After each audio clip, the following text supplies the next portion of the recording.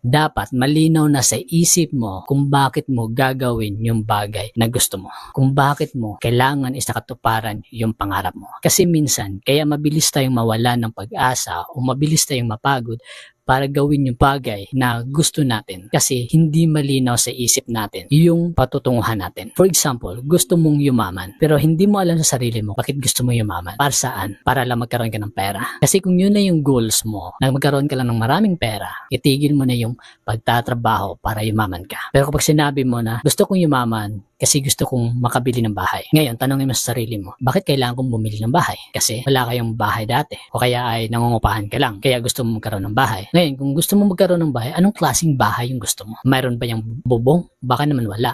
Siyempre, kailangan malinaw sa'yo kung ano yung patutunguhan mo. Parang ganito, gusto kong yumaman para makabili ako ng lupa para patatayuan ng dream house ko. At yung bahay na gusto ko yung style niya ay bungalow. Tapos gusto ko kulay pula para masyado siyang full of love.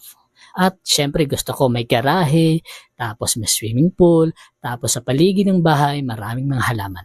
Kailangan buo sa isip mo kung bakit mo siya gagawin.